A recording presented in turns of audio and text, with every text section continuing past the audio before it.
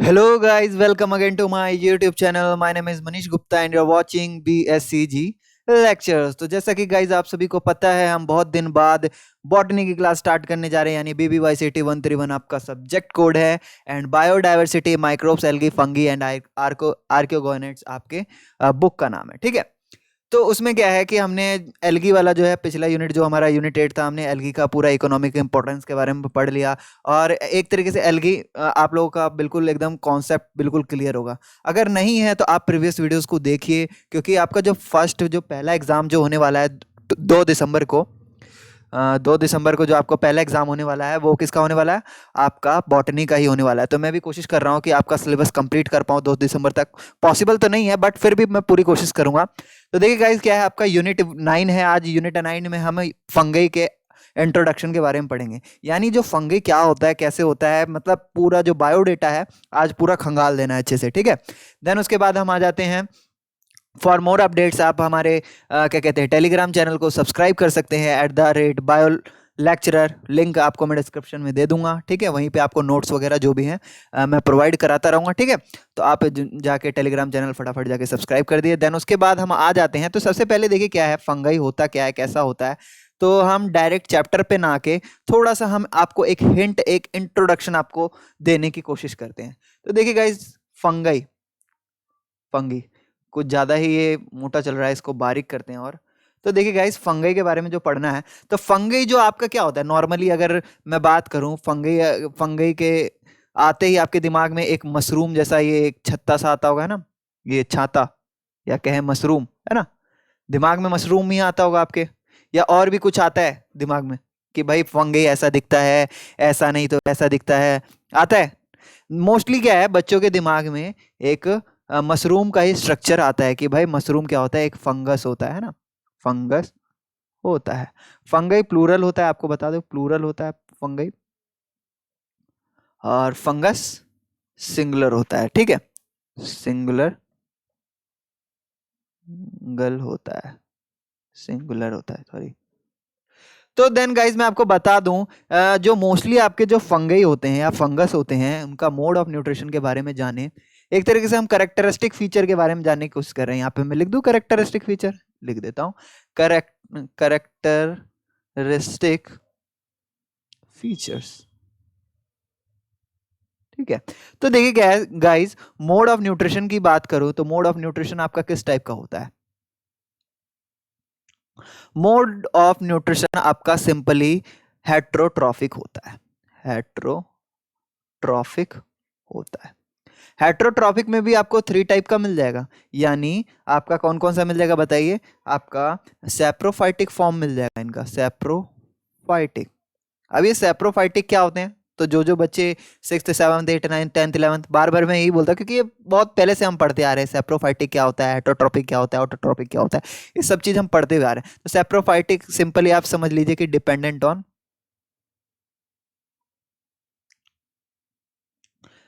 किन पे डिपेंडेंट होते हैं? डेड एंड डिकेइंग सब्सटेंस पे, डेड एंड डिकेइंग। या मैंने क्या कह सकते हैं, डेट्रीवोरस भी कह सकते हैं। डेट्रीवोरस भी आपके वही होते हैं जो आपके क्या है, डेड एंड डिकेइंग सब्सटेंस या एलिमेंट या मैटर पे क्या करते हैं, लीव करते, सरवाइव करते। कुछ आपके पैरासाइटिक होते हैं। पैरासाइटिक यानी उन्हें मोड ऑफ न्यूट्रिशन के लिए कोई होस्ट चाहिए होता है। होस्ट में वो क्या कहते हैं, एग्जाम्पल में ले ले, प्लांट्स हो गए या फिर कोई एनिमल हो गया। ठीक है, उसके ऊपर आपको क्या है, ये फंगस जीवित होते हुए, जीवित कह रहा हूँ, ये क्या कहते हैं, सर्वाइव करते हुए दिख जाएंगे। ठीक है, सैप्रोफाइटिक आप ऐसा समझ लिए कि जैसे भी कोई भी डेड एंड डिकेइंग सब्सटेंस, जैसे कि आपके घर में सब्जियां होती हैं, है ना, वेजिटेबल्स होती हैं, है ना, वेजिटेबल्स। तो वेजिटेबल्स क्या हो जाती है, जब सड़ जाती हैं, सड़ने लगती हैं, या मान लीजिए कि कुछ स्पोर्स आए किसके, फंगस के, और वो जाके आपकी सब्जियों पे बैठ गए, वेजिटेबल पे बैठ गए।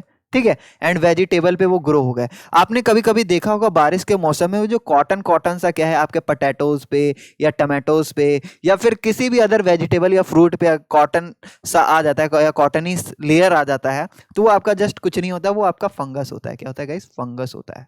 या फिर आपने प्याज देखा होगा, प्याज, प्याज देखा है ना गाइस, प्याज के ऊपर आपको ब्लैक कलर का ब्लैक ब्लैक आपको क्या पाउडर दिखेगा, ठीक है, पाउडर दिखेगा।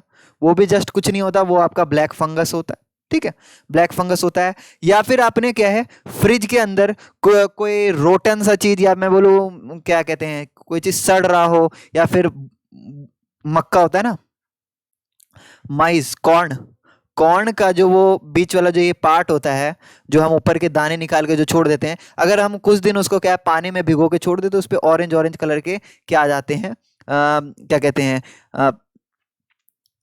एक तरीके से ग्रो हो जाता है, ठीक है, ऑरेंज ऑरेंज ग्रो हो जाता है उसके ऊपर, तो वो भी आपका एक क्या है, फंगस का टाइप है, फंगस का टाइप है। यानी हमने जीवन में, अपने जीवन में कहीं ना कहीं हर जगह हमने क्या है, फंगस देखा है। तो ये सभी आपके क्या है, सैप्रोफाइटिक, यानी वो क्या है, वो सड़े गले या फिर क्या कहते हैं ऑर्गेनिक पदार्थ जो भी हो गए, वो उन पे क्या है रिलाई करते हैं, डिपेंडेंट होते हैं, उन्हीं से अपना क्या है न्यूट्रिशन को फुलफिल करते हैं। कुछ पैरासाइटिक जो मैंने बताए, तो पैरासाइटिक में आपके क्या हो गए, पैरासाइटिक में आपने देखा होगा कुछ रिंग वॉर्म होते हैं ना, ringworm, ringworm, ringworm आपके क्या होता है, स्किन पे हो जाता है, स्किन पे रिंग डिजीज होता है ना, रिंग वॉर्म, आपके स्किन पे गोल गोल कलर का एकदम बहुत ही अजीब सा, एकदम बड़ा ही घिनौना सा आपके स्किन पे क्या हो जाता है, डिजीज हो जाता है ना। तो ये जो स्किन डिजीज का जो कारक होता है, ये एक प्रकार का फंगस होता है, जो कि रिंग वॉर्म जिसे कहते हैं हम, वो हमारे स्किन पे आता है, इसके स्पोर्स आते हैं, एंड देन वो क्या है हमारे स्किन को इन्फेक्ट कर देते हैं, ठीक है। तो एक तरीके से ये क्या है, पैरासाइटिक फॉर्म हो गया, है ना। एंड देन और भी बहुत सारे आपको पैरासाइटिक फॉर्म मिल जाएंगे, जैसे कि आपका प्लांट के ऊपर आपका किस तरीके से होता है, प्लांट होता है जैसे कि वीट प्लांट हो गया, या फिर कुछ भी हो गया, उसके ऊपर पिक्यूना करके होता है, एक पिक्यू पिके ना करके एक टाइप होता है, क्या कहते हैं फंगस का, जो कि एक तरीके से क्या गाइस, आपका एक तरीके से डिजीज का कारण बनता है। प्लांट डिजीज होते हैं, ये क्या होते हैं गाइस, प्लांट डिजीज होता है, ठीक है।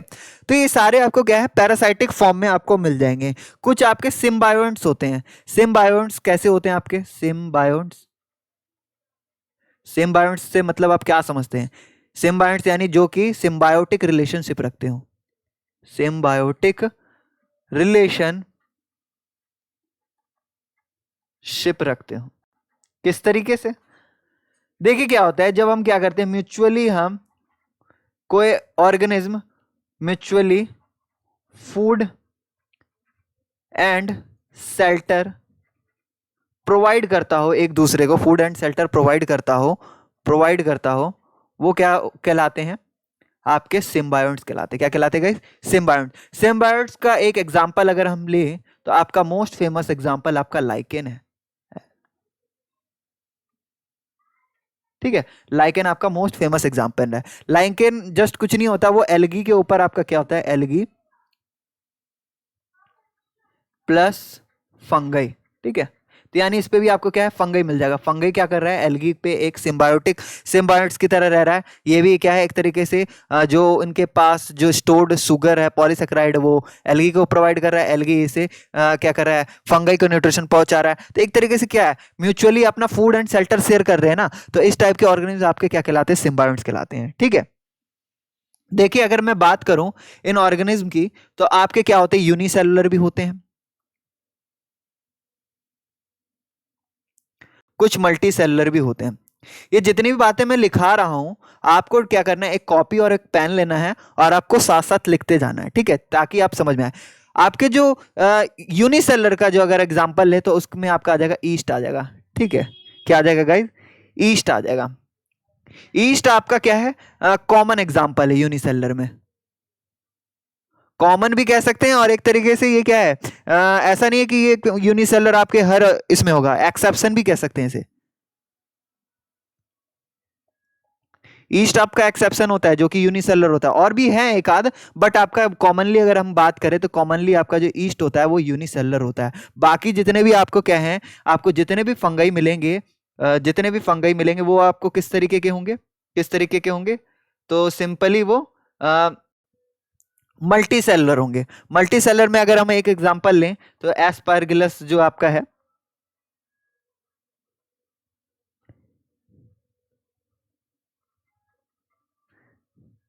ये आपका किस तरीके का होता है, मल्टी सेलर होता है। या जी आपका कॉमन मशरूम भी होता है ना, कॉमन मशरूम जिसको हम कहते हैं बैस, क्या कहते हैं, बेसिडायोम, नहीं नहीं नहीं नहीं वो नहीं कहते, नहीं, एस्का एस्कॉमिसेट जो होता है ना आपका, एस्कॉमिसेट,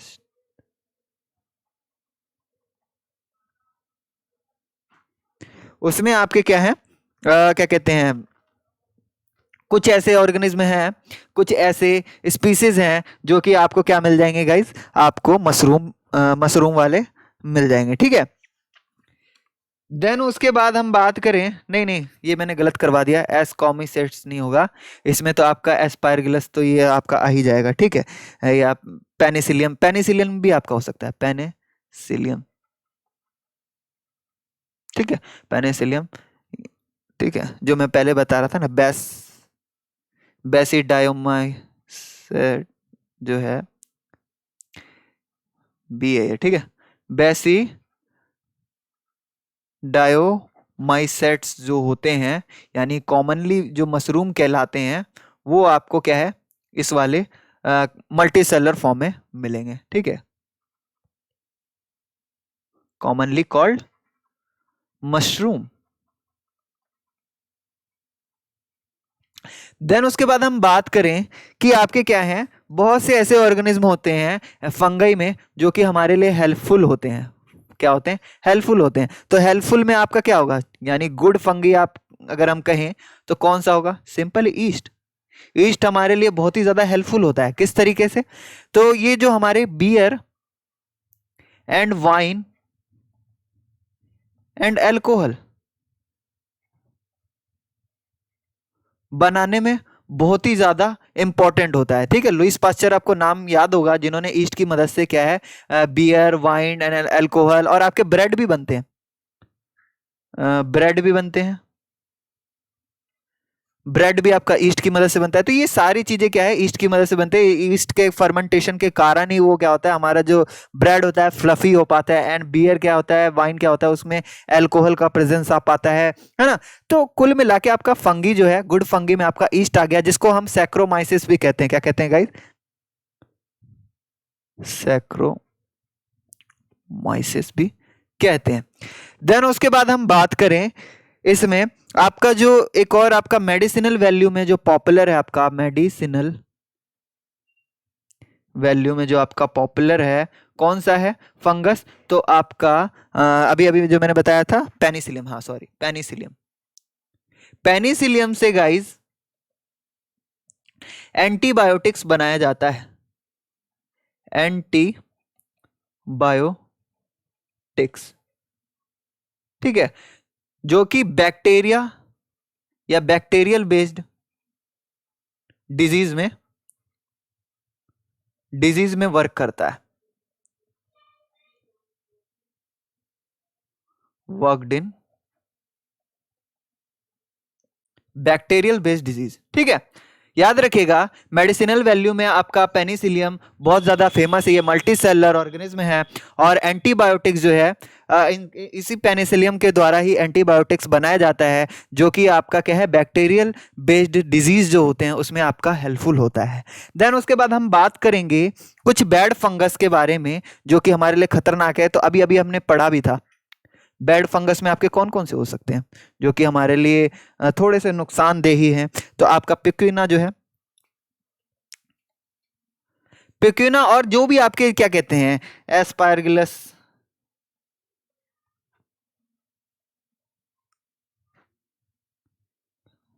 ये बाकी के जितने भी बचे आपके क्या है, बैड फंगस ही कहलाएंगे, हमारे लिए एक तरीके से नुकसानदेह ही है ना। हमारी सब्जियों को खराब कर देते हैं, हमारे क्या है, क्या कहते हैं, फसल को खराब कर देते हैं, या फिर किसी एनिमल में डिजीज के तौर पर वो होते हैं, जैसे कि राउंड वॉर्म भी आपका क्या है, राउंड वॉर्म भी आपका फंगस के कारण ही होता है, ठीक है, फंगस के कारण ही होता है। तो बहुत सारे ऐसे ऐसे डिजीज काउजेज भी फंगस होते हैं जो कि हमारे लिए नुकसानदेही होते हैं। देन हम बात करेंगे फंगस के कुछ और कैरेक्टरिस्टिक्स के बारे में। तो इसमें अगर हम रिप्रोडक्शन की बात करें, रिप्रोडक्शन की बात करें तो रिप्रोडक्शन आपको किस टाइप का मिल जाएगा, तो इसमें आपको असेक्सुअली जो वो रिप्रोड्यूस करता है, असेक्सुअली जो रिप्रोड्यूस करता है उसमें स्पोर का फॉर्मेशन करता है। क्या करता है गाइज? स्पोर का फॉर्मेशन करता है। सिंपली अगर हम बात करें, स्पोर का फॉर्मेशन करता है। आपको स्पोर में भी किस टाइप के स्पोर्स मिल जाएंगे उसमें? तो इसमें असेक्सुअली वो क्या कहते हैं, different different type of spore का फॉर्मेशन करते हैं। जैसे कि अगर मैं बात करूं कोडिनिया की बात करूं, कॉनिडा की बात करूं, कॉनिडिया की बात करूं, कॉनिडिया हो गया आपका, और क्या गया, स्पोरोंजियो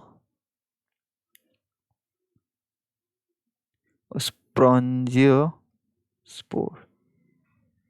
ठीक है, ये दोनों एक ही हो गए, ये दोनों एक ही हैं, या कॉनिडिया कहिए या फिर स्पोरोंजियो स्पोर्स कहिए। ठीक है, इसका प्रोडक्शन हो गया, या फिर जू स्पोर का प्रोडक्शन करते हैं। ठीक है, बाद में ये फर्दर जाके ये सेपरेट इंडिविजुअल में डेवलप होते हैं, यानी ये असेक्सुअली भी रिप्रोड्यूस करते हैं। यहाँ बडिंग भी लिख सकते हैं, बडिंग के थ्रू भी वो क्या करते हैं, रिप्रोड्यूस करते हैं असेक्सुअली। तो बडिंग हम इसमें ना लिख के हम वेजिटेटिव रिप्रोडक्शन में हम डाल सकते हैं। ठीक है, वेजिटेटिव रिप्रोडक्शन भी होता है, इनमें डक्शन होता है। वो किसके थ्रू होता है? तो वो जस्ट बडिंग के थ्रू होता है, याद रखिएगा। एंड देन उसके बाद आपका सेक्सुअली भी होता है। आपका सेक्सुअली पहले लिखवाना था ना। सेक्सुअली जब वो रिप्रोड्यूस करते हैं तो वो किन चीजों का फॉर्मेशन करते हैं? तो देखिए बताता चलता हूं मैं आपको। सेक्सुअली जब वो रिप्रोड्यूस करते हैं तो वो ऊस्पोर का फॉर्मेशन करते हैं। क्या करते हैं? ऊस्पोर का फॉर्मेशन करते हैं, या फिर ये क्या है, हाँ, एस्को स्पोर्स का भी फॉर्मेशन करते हैं। ये तो different different type of spore है। एंड उसके बाद आपका बेसिडियो स्पोर्स का भी फॉर्मेशन करते हैं। अब मैं बात करूं इनके टाइप ऑफ स्पोर की, जब ये क्या करते हैं, असेक्सुअली रिप्रोड्यूस करते हैं। जब ये असेक्सुअली रिप्रोड्यूस करते हैं तो इनके टाइप्स ऑफ स्पोर में आपको किस टाइप के मिल जाएंगे? तो देखिए इनका जो स्पोर जो होता है मेनली आपका दो टाइप का होता है। एक हो गया आपका जू स्पोर हो गया, ठीक है, और दूसरा आपका हो गया एपेलेनोस्पोर। सॉरी, एंड लिख देते हैं यहाँ पे, एपेलेनोस्पोर। जू स्पोर जो होता है गाइज आपका मोटाइल होता है। एपेलेनोस्पोर जो होता है आपका नॉन मोटाइल होता है। बात क्लियर है? टाइप्स ऑफ स्पोर हमने जान लिया।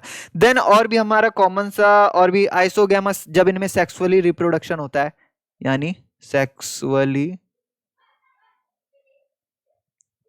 रिप्रोडक्शन होता है, तो इसमें देखिए तीन तरीके से होता है। इसमें तीन तरीके से कैसे कैसे होता है? या तो उनमें गैमेट्स का, जो यहां पे लिख देता हूं, फ्यूजन ऑफ जो गैमेट होता है ना, इसमें सेक्सुअली रिप्रोडक्शन किस तरीके से होता है? तो सिंपली उनका फ्यूजन ऑफ गैमेट होगा, तभी आपका सेक्सुअली रिप्रोडक्शन होगा। यानी फ्यूजन ऑफ गैमेट्स जब उनमें होता है वो तीन तरीके से होता है। पहला जो होगा आपका आइसोगैमस हो गया।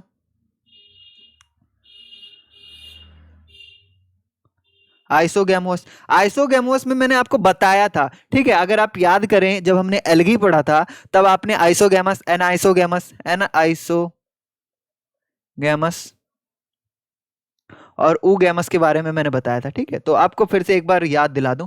देखिए क्या होता है, इनमें जो गैमेट्स के साइज जो होते हैं, साइज ऑफ गैमेट्स इनमें क्या होते हैं, साइज ऑफ गैमेट्स इनमें इक्वल होते हैं। ठीक है, ये चीज मैंने बता रखा था आपको, फिर भी मैं एक बार आपको याद दिला देता। इसमें जो साइज ऑफ गैमेट्स जो होते हैं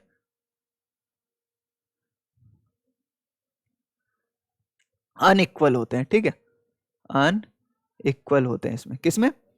एनाइसोगैमस में। ठीक है, नाम से ही पता चल रहा है, एनाइसोगैमस, अनआइसोगैमस। ठीक है, एंड ऊगैमस में क्या होता है गाइज, जो आपका जो साइज ऑफ गैमेट क्या होता है, साइज ऑफ गैमेट जो होता है अनइक्वल तो होता ही है, लेकिन एक गैमेट का जो साइज होता है वो क्या होता है, one gamete size is large. एक गैमेट का जो साइज है आपको क्या है, बड़ा मिलेगा, लार्ज। और जो लार्ज वाला होगा वो आपका नॉन मोटाइल होगा, नॉन मोटाइल होगा।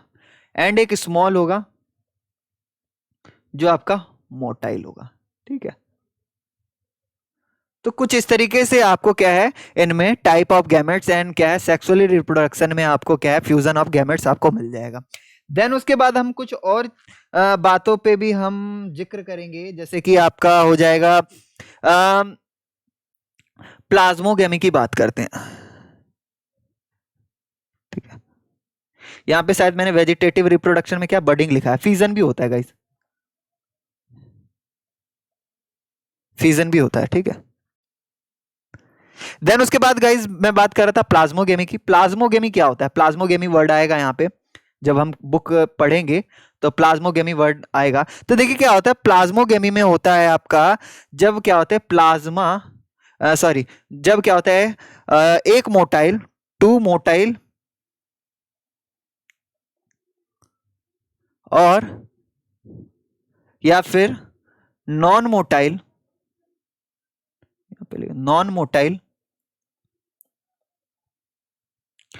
गैमेट्स के जो क्या होते हैं आपके प्लाज्मा होते हैं, प्लाज्मा नहीं प्रोटोप्लाज्म जो होते हैं,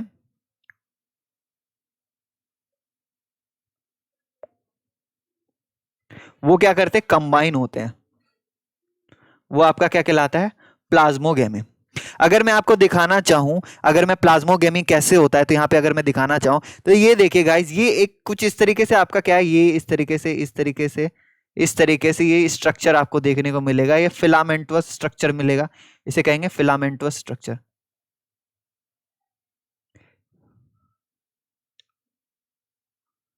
स्ट्रक्चर ठीक है, जैसे कि मान लीजिए ये आपका क्या है एक ब्रेड पे उगा हुआ क्या है ब्रेड माउल्ड है, क्या है ये ब्रेड माउल्ड है ना? सिंपली आपका क्या होता है जब ब्रेड क्या हो जाता है उसके ऊपर फंगस आ जाता है तो कई सारे इस तरीके से क्या है फिलामेंट्स उगाते हैं जो आपको ग्रीन ग्रीन कलर के दिखेंगे। वैसे तो आपको आंख से दिखने वाले नहीं है, बट क्या है अगर आप माइक्रोस्कोप की सहायता से देखते हैं तो ये सारी चीज आपको क्या है फिलामेंटस स्ट्रक्चर आपको मालूम देंगे। ठीक है, तो ये ब्रेड पे होता है तो इसका नाम ब्रेड माउल्ड होता है। तो देन ये इस तरीके से आपको कई सारे फिलामेंट दिखेंगे और इन सभी फिलामेंट्स को हम क्या कहेंगे माइसीलियम कहेंगे। क्या कहेंगे माइसीलियम, यानी ये सारे जो फिलामेंट्स का जो नेटवर्क है, फिर नेटवर्क ऑफ फिलामेंट जो है फिलामेंट को हम क्या कहेंगे माइसीलियम। बात आ रही समझ में? एंड देन माइसीलियम का अगर हम एक पार्ट ले लें यानी एक फिलामेंट ले लें, ये कुछ इस तरीके का फिलामेंट ले लें तो इसको क्या कहेंगे गाइज, तो इसको कहेंगे हम हाइफा कहेंगे। ठीक है, हाइफा कहेंगे। याद रखिएगा इस माइसीलियम का जो एक फिलामेंट होता है सिंगुलर फिलामेंट होता है वो आपका क्या कहलाता है हाइफा कहलाता है, हाइफा कहलाता है। तो ये गाइज ये हाइफा है, क्या है ये हाइफा है। तो यहाँ पे आप नेटवर्क ऑफ फिलामेंट देख रहे हैं माइसीलियम का, तो यहाँ पे फिलामेंट के जगह हम हाइफा का भी यूज कर सकते हैं। ठीक है, ठीक है, क्या कह सकते हैं नेटवर्क ऑफ हाइफा जो आपका होगा वो आपका क्या कहलाएगा माइसीलियम कहलाएगा। बात समझ में आ रही है आपको? देन उसके बाद हम आ जाते हैं, हमें क्या समझाना था आपको प्लाज्मोगेमी समझाना था। तो प्लाज्मोगेमी को समझने के लिए आपको सबसे पहले हाइफा के बारे में मालूम होना चाहिए था। तो देखिए कुछ इस तरीके से आपका एक हाइफा होगा, कुछ इस तरीके से एक और आपका हाइफा होगा। इसमें प्लाज्मोगेमी किस प्रकार से होगा तो मैं आपको बताना चाहता हूं। तो इसमें एक तरीके से यहां पे एक इस तरीके से ये स्ट्रक्चर जो है ये जो आपका जो क्या कहते हैं गैमेट्स का फॉर्मेशन होगा। एक्चुअल में इसमें कोई गैमेट्स होता नहीं है। अगर मैं बात करूं फंगस में जिस तरीके से मेल गैमेट और फीमेल गैमेट होते हैं ना, मेल गैमेट फीमेल गैमेट आपके जो अदर ऑर्गेनिज्म में देखने को मिलता है उस टाइप का नहीं होता। यहाँ पे नहीं लिखूंगा ये, मतलब गैमेट्स तो होते हैं बट उस तरीके से नहीं होते जो आपके एडवांस ऑर्गेनिज्म में जैसे कि आपके प्लांट्स वगैरह में मिल जाते हैं ना, स्पर्म ओवा टाइप वो चीज है ना इसमें नहीं मिलेगा, है ना। इसमें किस तरीके से होता है सेक्सुअली रिप्रोडक्शन, तो मैं बता रहा हूं इसमें जो बहुत सारे क्या होते हैं न्यूक्लियस होते हैं, बहुत सारे न्यूक्लियस होते हैं। इस तरीके से अगर मैं बात करूं बहुत सारे न्यूक्लियस होते हैं। क्यों? ये मल्टी न्यूक्लिएटेड होते हैं, एक सेल में आपको कई सारे न्यूक्लियस मिल जाएंगे। क्या है एक सेल में कई सारे न्यूक्लियस आपको मिल जाएंगे। तो देखिए क्या होता है इसमें से एक न्यूक्लियस ये इस तरीके से आपका ये एक तरीके से अलग होता है इसमें से, और दूसरा आपका कुछ इस तरीके से अलग होगा। ठीक है, ये क्या होगा, एक ये सेल और एक ये सेल जब आपस में इस तरीके से कंबाइन होगा, इस अपने अपने हाइफा से अलग होंगे और ये इस तरीके से इसमें से ऐसे करके ये कंबाइन होगा और ये कुछ कंबाइन होके कुछ इस तरीके से होगा, इसमें अलग अलग दो यहाँ पे आपको क्या है न्यूक्लियस मिल जाएंगे। ये दो न्यूक्लियस इस एक सेल के अंदर प्रेजेंट होता है, तो ये भी मैं बता दूं आपको, ये कहलाता है डाइकैरियोटिक कहलाता है। क्या कहलाता है? डाइकैरियोटिक कहलाता है। ठीक है, जब डाइकैरियोटिक आएगा ना तो आप ऐसा समझ लेना, जब क्या होता है टू न्यूक्लियस प्रेजेंट होता है, प्रेजेंट इन वन सेल। ठीक है, एक सेल में जब दो न्यूक्लियस प्रेजेंट होता है तो वो आपका डाइकैरियोटिक कहलाता है। एंड उसके बाद मैं बताना चाह रहा था आपको प्लाज्मोगेमी। तो इनमें क्या हुआ, इन दोनों का प्रोटोप्लाज्म आपस में क्या हो गया, कंबाइन हो गया। इन दोनों सेल का, इन दोनों हाइफा से निकले हुए जो प्रोटोप्लाज्म थे और उनके अंदर न्यूक्लियस था, वो क्या हुआ, न्यूक्लियस तो नहीं कंबाइन हुआ, इसमें क्या हो गया, प्रोटोप्लाज्म कंबाइन हो गया।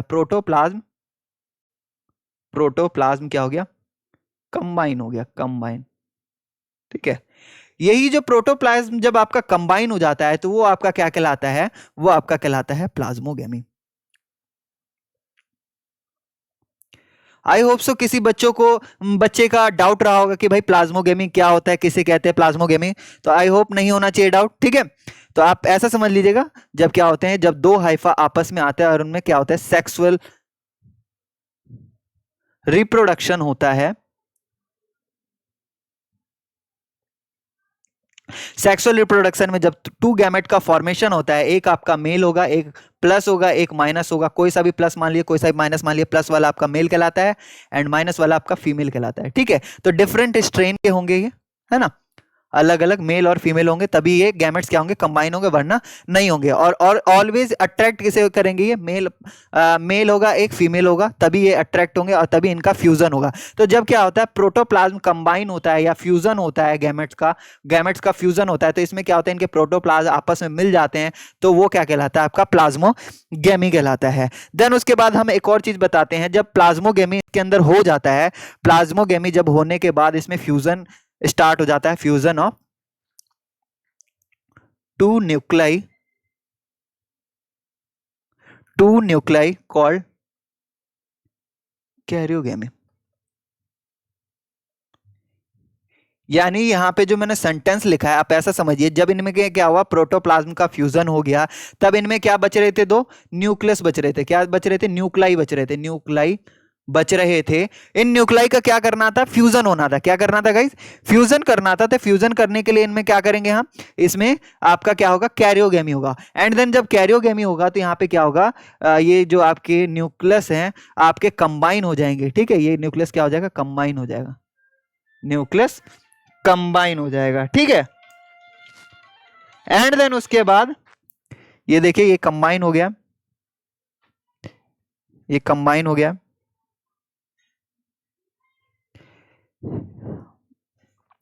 एंड देन उसके बाद देखिए क्या है, ये क्या था, ये इसमें आपका जो नंबर ऑफ क्रोमोसोम था वो सिंगुलर एन था, इसमें क्या है, नंबर ऑफ क्रोमोसोम डबल हो जाएगा। ठीक है, इसमें डबल हो जाएगा। ठीक है, तो कुछ इस तरीके से आपका ये जायगोट का भी फॉर्मेशन हो जाएगा, ये जायगोट बन जाएगा आपका, ये जायगोट बन जाएगा। तो कुछ इस तरीके से आपने समझ लिया प्लाज्मोगेमी को, कैरियोगेमी को, डाइकैरियोटिक को समझ लिया आपने। और भी आपके कुछ वर्ड रह रहे हैं तो मैं आपको बता दूंगा, बाकी इसमें कुछ बचा क्या, कुछ बचा, बताइए बताइए बताइए बताइए, कुछ बचा, कुछ छूटा है? लगभग मैंने सभी चीजें समझा दी हैं, है ना, तो कुछ बचा नहीं है। तो अब हम आगे चलने की कोशिश करते हैं। तो देन हम अब आ जाते हैं ऑन द टॉपिक। ये कहाँ भाग गया भाई? तो भाई अब हम टॉपिक पे आ जाते हैं। जब इतनी चीजें आपको समझ में आ गई तो बाकी आपको चीजें जितनी भी मैं अभी बताने चाहूंगा वो सारी चीजें आपको अब आसान लगने वाली हैं। तो मैं आपको बता दूं, जो हमारा ये जो बुक है ये आपका BBYCT 131 था। इसमें हम क्या कहते हैं, तो फंगई में क्या है, डिफरेंट डिफरेंट। सबसे पहले यहाँ पे चैप्टर है ब्लॉक 3। तो ये क्या, फंगई है। अब फंगई का यहाँ इंट्रोडक्शन स्टार्ट हो जाता है, ये रहा इंट्रोडक्शन। देन बात करते हैं हम इसमें ऑब्जेक्टिव्स को पढ़ेंगे, देन जनरल कैरेक्टरिस्टिक्स को पढ़ेंगे, जो कि अभी मैंने थोड़ा बहुत बता दिया आपको क्या है, जनरल कैरेक्टरिस्टिक्स मैंने थोड़े बहुत बता दिए। एंड इसके बाद इकोलॉजी एंड सिग्निफिकेंस के बारे में पढ़ेंगे, रेंज ऑफ थैलस के बारे में पढ़ेंगे, ऑर्गेनाइजेशन के बारे में पढ़ेंगे, स्लाइम माउल्ट्स का, है ना, स्लाइम माउल्ट जो आपका होता है ना, नॉर्मली आपका ब्रेड पे हो जाते हैं ये, तो ब्रेड माउल्ट भी कहलाते हैं, तो स्लाइम माउल्ट्स के बारे में पढ़ेंगे। एंड बहुत टाइप्स के होते हैं, अलग अलग टाइप्स के होते हैं ये। And with fungi with organised thallus के बारे में पढ़ेंगे, ठीक है। एंड सेल वॉल के बारे में पढ़ेंगे। एंड उसके बाद क्या कहते हैं, structure of fungal cell wall, fungal cell wall का क्या स्ट्रक्चर होता है, कैसा स्ट्रक्चर होता है, उसको भी हम थोड़ा सा समझने की कोशिश करेंगे। एंड उसके बाद हमारा chemical constituent of fungal cell wall and function of cell wall के बारे में पढ़ेंगे, न्यूट्रिशन क्या होता है इनका वो भी पढ़ेंगे, रिप्रोडक्शन भी पढ़ेंगे, रिप्रोडक्शन में हमारा वेजिटेटिव और सेक्सुअल, ये वैसे मैंने थोड़ा बहुत आपको डिस्कस कर दिया है, लेकिन इसको हम ब्रॉडली डिस्कस करेंगे क्योंकि हम ग्रेजुएशन कर रहे हैं। देन उसके बाद क्या है, आपका क्लासिफिकेशन हो गया, क्लासिफिकेशन हो जाएगा तो देन हमारा चैप्टर यहाँ पे कंप्लीट हो जाता है। उसके बाद आपको टर्मिनल क्वेश्चंस वगैरह हैं जो कि आपको आने चाहिए, है ना। तो ये सारी चीजें होने के बाद यहाँ पे आपका इंट्रोडक्शन स्टार्ट होता है। तो इंट्रोडक्शन स्टार्ट करने से पहले आप फटाफट जाइए हमारे चैनल को सब्सक्राइब कर दीजिए, बेल आइकन बटन को प्रेस कर दीजिए ताकि हमारी वीडियोस की नोटिफिकेशन आपको सबसे पहले मिल सके। यहाँ पे शायद मैंने कुछ आपको गलत बोल दिया था, देखिए क्या, फंगस आपका प्लूरल होता है, सिंगुलर होता है, एंड प्लूरल आपका फंगी होता है। शायद मैंने गलत बोल दिया था क्या, एक बार चेक कर लेना चाहिए ना, गलत बताना नहीं है ना हमें। यहाँ पे आते हैं, यहाँ पे आते हैं, यहाँ पे आते हैं, यहाँ पे आते हैं, यहाँ पे आते हैं, ठीक है। जो फंगस है यहाँ पे तो लिखा नहीं है, चलिए कोई नहीं। आप ऐसा समझ लीजिए कि फंगस क्या होता है आपका सिंगुलर होता है और फंगई आपका क्या होता है, प्लूरल होता है, ठीक है। तो ये चीज आपको मालूम होना चाहिए। जब मैं फंगस कहूंगा तो आप सिंगुलर समझना, आप फंगस कहूंगा तो प्लूरल समझना, ठीक है। तो आ जाते हैं इस इंट्रोडक्शन पे, कहाँ गए भाई, एक्सक्यूज मी, हाँ। तो देन इंट्रोडक्शन स्टार्ट करते हैं हम। तो एक तरीके से माना जाता है कि 1.5 मिलियन जो स्पीसीज है फंगई के वो हमारे आसपास मौजूद हैं, या तो वो स्पोर्स के फॉर्म में होंगे या फिर कहीं ना कहीं एग्जिस्ट करते होंगे। आप देखते होंगे कि दीवार होता है ना, दीवार के ऊपर क्या होते हैं हमारे वो क्या कहते हैं, पुट्टी की जो लेयर होती है वो क्या होती है, निकल रही होती है ना, पपड़ी बन के निकल रही होती है। तो पपड़ी बनने का भी खासकर कारण फंगस ही होता है।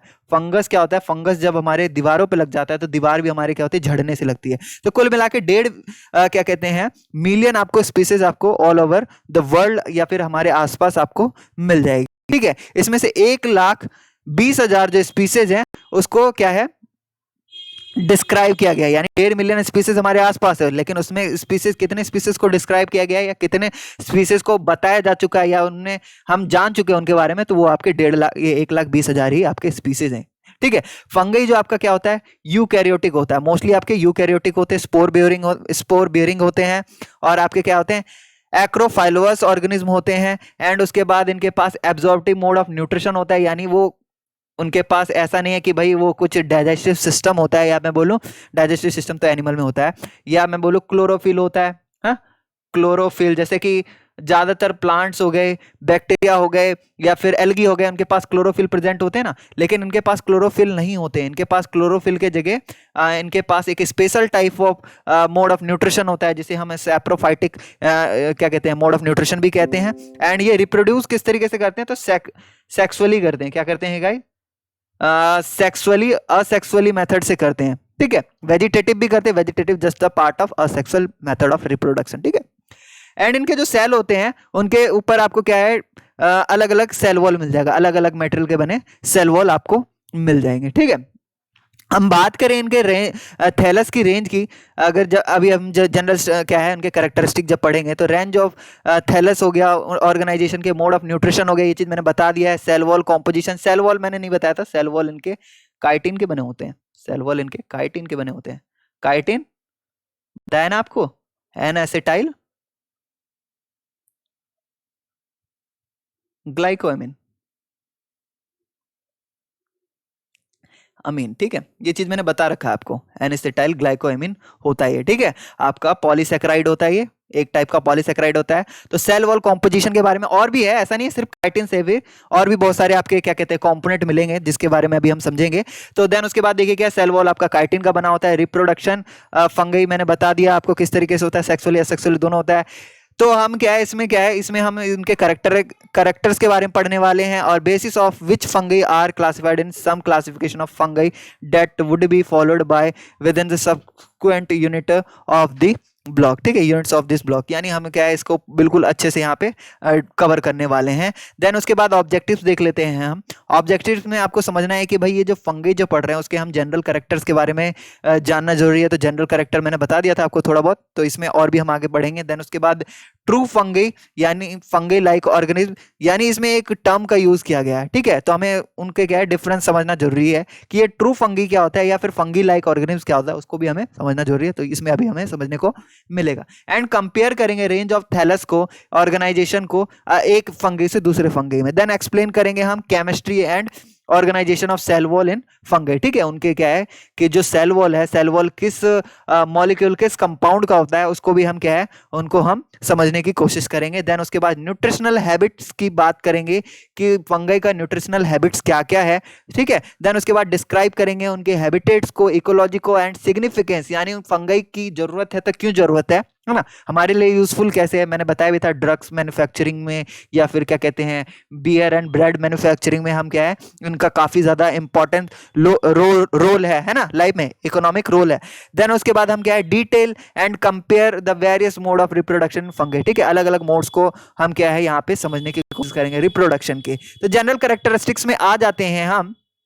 यहाँ पे कुछ साइड में वर्ड लिखा है तो इसको भी समझ लेते हैं पहले। फैकल्टेटिव का मतलब क्या है, फैकल्टेटिव यानी occurring optionally in response to circumstances rather than by nature. क्या है वो अकोर किस तरीके से होता है, optionally response to circumstances rather than by nature. ठीक है, यानी मतलब जो क्या कहते हैं रिस्पॉन्स जो है मतलब सर्कमस्टांसेस जो है हमारे नेचर में उसी के रिस्पॉन्स पे वो अकोर होता है। ठीक है, आपका ठंडा होगा ज्यादा तो वो अकोर नहीं होगा, ज्यादा गर्म होगा तो वो अकोर नहीं होगा, है ना। तो उसको हम फैकल्टेटिव कहते हैं, फैकल्टेटिव होता है फंगी क्या होते हैं फैकल्टेटिव होते हैं। देन ऑब्लिगेट का मतलब रिस्ट्रिक्टेड टू पार्टिकुलर फंक्शन और मोड ऑफ लाइफ, यानी वो एक तरीके से उसमें रिस्ट्रिक्शन होता है किसी पर्टिकुलर फंक्शन को परफॉर्म करने या मोड ऑफ लाइफ को क्या कहते हैं चलाने के लिए, तो ये ऑब्लिगेट का मतलब हो गया। देन हेट्रो कैरियोटिक का मतलब क्या हो गया, बाय और multi nucleate cell have genetically different kind of nuclei, यानी मान लीजिए कि उसमें क्या है दो न्यूक्लियस या फिर मल्टी न्यूक्लिएटेड सेल है और उसमें क्या है जो न्यूक्लियस जो है प्रेजेंट है वो क्या है अलग अलग प्रकार के जेनेटिकली वो क्या है डिफरेंट टाइप्स के हैं। तो वैसे टाइप्स के क्या होते हैं क्या कहते हैं न्यूक्लाई को कहते हैं जो सेल्स के अंदर प्रेजेंट होते हैं, उसे कहते हैं हम हेट्रोकैरियोटिक न्यूक्लाई कहते हैं। देन डाइकैरियोटिक न्यूक्लाई मैंने बता दिया, अ पेयर ऑफ डिस्टिंक्ट अनफ्यूज क्या कहते हैं unfused nuclei in the same cell bound together by union or plus minus hypha in certain mycelia। क्या होते हैं जब पेयर ऑफ न्यूक्लाई आपके क्या होते हैं प्रेजेंट होते हैं या फिर प्लस माइनस आपके क्या कहते हैं माइसीलिया सॉरी हाइफा में प्रेजेंट होते हैं, हाइफा में प्रेजेंट होते हैं तो वो आपके क्या कहलाते हैं डाइकैरियोटिक कहलाते हैं। ये बाद में फ्यूजन होते हैं ना, इनका फ्यूजन होता है।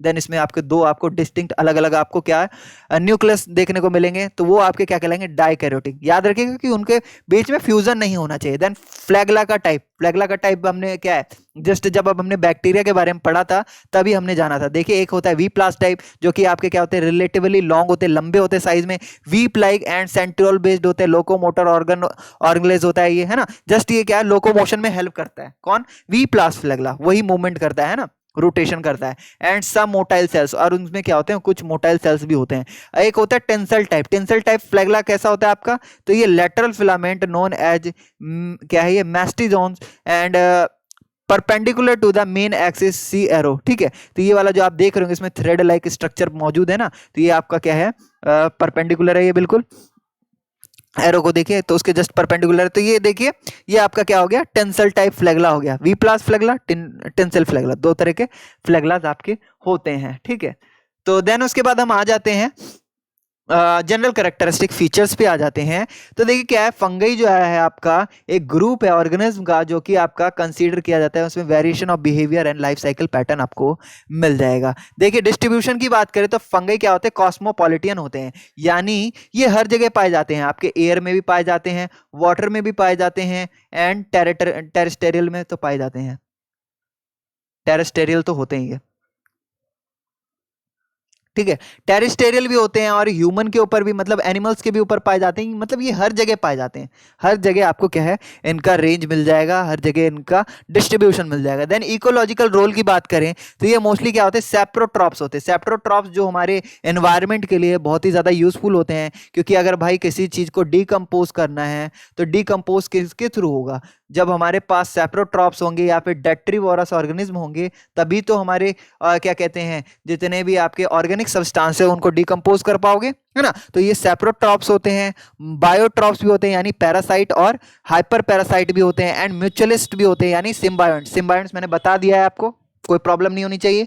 हैबिटेट की बात करें तो इसमें क्या है, आपको terrestrial, fresh water and marine क्या कहते हैं हैबिटेट में आपको मिल जाएगा। एंड एटमॉस्फेरिक कंडीशन की बात करें तो majority of fungi are aerobes होते हैं, यानी ये क्या करते हैं, वो ऑक्सीजन को टेक करते हैं, है ना, ऑक्सीजन टेकिंग फंगी होते हैं ये, ठीक है। मेजॉरिटी किनकी होती है सबसे ज्यादा, तो ऑक्सीजन टेकिंग फंगी की होती है। देन कुछ आपके क्या होते हैं, अनएरोब्स भी होते हैं, यानी उसमें क्या होता है, species are capable of facultative anaerobic existence, ठीक है। Rarely they are obligate anaerobic even in presence of oxygen, ठीक है। मतलब उसमें रेयरली आपको देखने को मिलेगा कि भाई ऑक्सीजन के प्रेजेंस में वो एनारोबिक रेस्पिरेशन कर रहे हो। आपका जो ईस्ट है, ईस्ट में आपका होता है ना एनारोबिक रेस्पिरेशन होता है ना, तभी तो आपका अल्कोहल या फिर बियर का प्रोडक्शन हो पाता है ना, बियर या फिर अल्कोहल का प्रोडक्शन हो पाता है, बियर एंड वाइन। तो ये चीज आपने देखा होगा। देन उसके बाद हम बात करें थैलस, उसमें क्या है, ऑर्गेनाइजेशन आपको किस टाइप का मिलेगा, तो थैलस का ऑर्गेनाइजेशन मिलेगा। यूनिसेलुलर होते हैं ये, मैंने बता दिया। फिलामेंटस होते हैं, एंड कुछ नॉन मोटाइल माइसीलियम होते हैं इसमें ना, नॉन मोटाइल माइसीलियम या फिर हाइपा इसमें प्रेजेंट होते हैं, बता दिया, ये सारी चीजें मैंने बता दी हैं।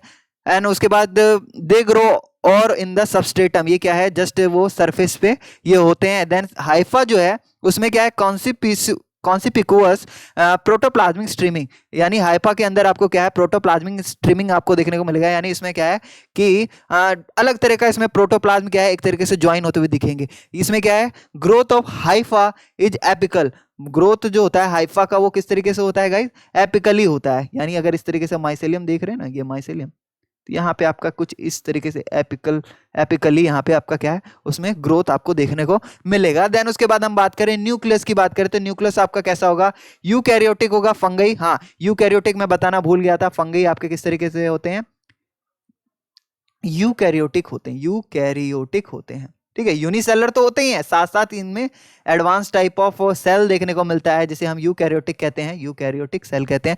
देन उसके बाद ये मल्टी न्यूक्लिएट भी होते हैं, होमो और हेट्रोकैरियोटिक भी होते हैं। होमो मैंने बता दिया, उसमें सिंगुलर न्यूक्लियस प्रेजेंट हो, और हेट्रो यानी उसमें कई सारे अलग अलग प्रकार के न्यूक्लियस प्रेजेंट हो। एंड हाइफल सेल की बात करें तो वो क्या होते हैं, हैप्लॉइड भी हो सकते हैं, डाइप्लॉइड भी हो सकते हैं, और डाइकैरियोटिक भी न्यूक्लियाई भी उनमें हो सकता है। याद रखिएगा, हाइपल सेल किस तरीके का हो सकता है, हैप्लॉइड भी हो सकता है, डाइप्लॉइड भी होता है, एंड डाइकैरियोटिक। हैप्लॉइड मैंने बता दिया जिसमें क्या नंबर ऑफ क्रोमोसोम n हो ना, तो वो क्या कहलाएगा, हैप्लॉइड कहलाएगा। नंबर ऑफ क्रोमोसोम डबल हो तो वो क्या कहलाएगा, डाइप्लॉइड कहलाएगा, ठीक है। जब गैमेटिक फ्यूजन होता है तब आपका क्या होता है, सेल डाइप्लॉइड होता है, ठीक है। तो वो चीजें समझेंगे हम बाद में।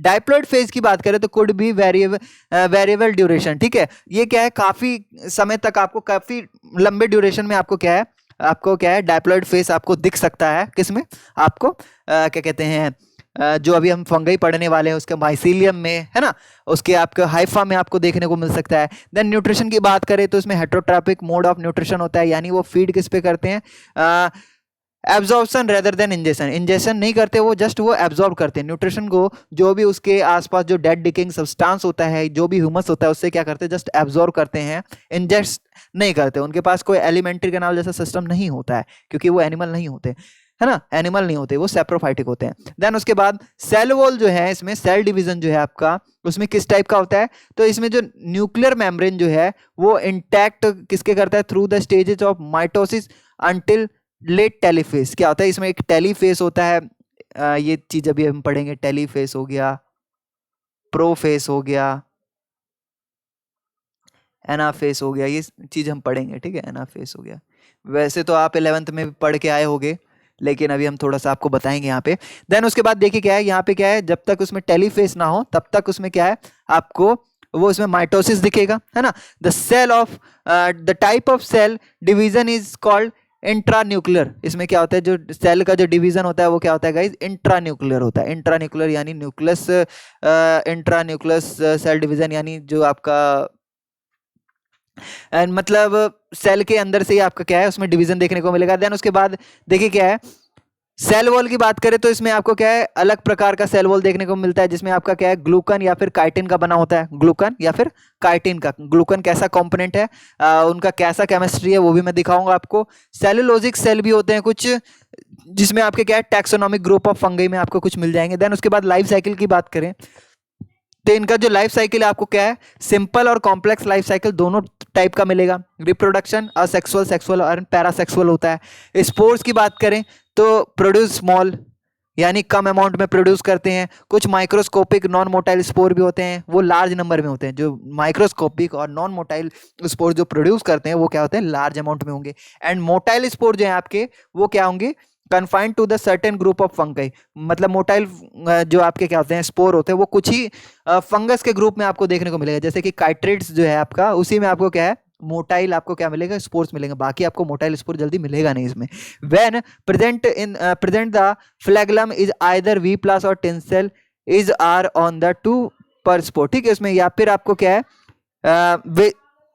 वी प्लस टाइप या फिर टेंसल टाइप आपको क्या है, उसके अंदर फ्लैगलम आपको देखने को मिला। फ्लैगलम जस्ट अ सिंगुलर है ना, फ्लैगला इज अ प्लूरल। ठीक है, तो स्पोरोकार्प और क्या है, स्पोरोकार्प और सोरोकार्प, ये क्या है, ये स्ट्रक्चर आपको क्या है एक तरीके से देखने को मिलेगा। ये स्पोरोकार्प कब बनता है, जब क्या होता है कि ये इस तरीके से जो आपका हाइफा है, हाइफा को जब स्पोर का प्रोडक्शन करना हो तो इस तरीके से इस पे, इसके ऊपर ये गोला सा बन जाएगा। क्या बन जाएगा, ये सर्कुलर स्ट्रक्चर का फॉर्मेशन हो जाएगा और इसमें कई सारे आपके स्पोर्स होंगे, कई सारे स्पोर होंगे। तो इस वाले रीजन को हम क्या कहेंगे, इस वाले क्या कहते हैं, बॉडी पार्ट को हम क्या कहेंगे, स्पोरोकार्प कहेंगे। ठीक है, ये क्या होता है, जस्ट होता है, ये स्पोर बियरिंग स्ट्रक्चर है। ये क्या है, स्पोर बियरिंग स्ट्रक्चर है। ठीक है, बात आ रही है समझ में आपको। इसमें से ही आपका स्पोर रिलीज होता है, देन ये बाद में ब्रस्ट होता है और इसके स्पोर हवा में फैल जाते हैं। एंड देन उसके बाद जहां जहां ये बैठेंगे वहां वहां माइसीलियम उगाएंगे, या फिर मैं बोलूं फ्लैगला, फ्लैगला कह रहा हूं, फंगस बनाएंगे। ठीक है, ये क्या होते हैं, फ्रूटिफिकेशन इनमें होता है, ranges from micro to macroscopic, यानी इसमें माइक्रो और मैक्रोस्कोपिक दोनों टाइप के आपको इसमें फ्रूटिफिकेशन मिलेंगे। यानी जो इसमें फ्रूट का जो फॉर्मेशन होगा या बोलो स्पोर का फॉर्मेशन होगा वो माइक्रो मैक्रो दोनों टाइप के मिल जाएंगे। सम टाइम क्या होते हैं विद लिमिटेड टिश्यू डिफ्रेंशिएशन, यानी लिमिटेड टिश्यू में उनको फॉर्मेशन करना होता है, डिफ्रेंशिएशन करना होता है। देन उसके बाद क्या है, दीज आर विथ और विदाउट सेल वॉल कवरिंग। हाँ, इनके पास क्या है कि कभी कभी इनके ऊपर सेल वॉल कवर मिल जाएगा और कभी कभी इनके ऊपर सेल वॉल का कवर नहीं मिलता है, इसलिए क्या है, इन्हें स्पोरोकार्प टर्म दिया गया है, स्पोरोकार्प। ठीक है, रिस्पेक्टिवली स्पोरोकार्प और सोरोकार्प। देन उसके बाद हम बात करें कंडीशन फॉर ग्रोथ, तो इसके लिए जो कंडीशन, जो रिक्वायरिंग कंडीशन है जिसमें वो ग्रो कर सकते हैं, तो इसको थोड़ा, इसको लाइट नहीं चाहिए होता है। याद है आपको, जब हम क्या है, मशरूम वगैरह जब ग्रो करते हैं, मशरूम की खेती करते हैं, तो हम क्या है, उसको कमरे में उगाते हैं। ठीक है, और लाइट से बिल्कुल ही ज़्यादा दूर रखते हैं। अगर इसके ऊपर लाइट पड़ेगी तो इसके जो ये मशरूम है, ये मशरूम क्या है, एक तरीके से मुरझा जाएंगे, इसमें वाटर लॉस बहुत जल्दी से होता है। ठीक है, तो ये क्या है, कम लाइट रिक्वायर करते हैं। एंड सोमेटिक ग्रोथ आपको देखने को मिलेगा। क्या है गाइस, सोमेटिक ग्रोथ देखने को मिलेगा, but exposure to light is क्या कहते हैं, necessary to induction the reproductive structure. यानी क्या है कि both do not require light, light require नहीं करता, सोमेटिक ग्रोथ देखने को मिलता है, यानी सेलुलर डिवीजन आपको इसमें देखने को मिलेगा। देन उसके बाद आपको जो एक्सपोजर, जैसे ही हम लाइट की तरफ एक्सपोजर कर देंगे तो एक तरीके से ये जरूरी हो जाता है कि उसमें क्या है, एक तरीके से इंडक्शन मिल जाता है उसे, इंडक्शन ऑफ रिप्रोडक्टिव स्ट्रक्चर, यानी इसमें रिप्रोडक्टिव स्ट्रक्चर बन जाता है ना। चाहे वो असेक्सुअल रिप्रोड्यूस करे, स्पोर रिलीज कर दे, है ना, तो कुछ इस तरीके से इसमें आपको कंडीशन ऑफ ग्रोथ मिल जाएगा।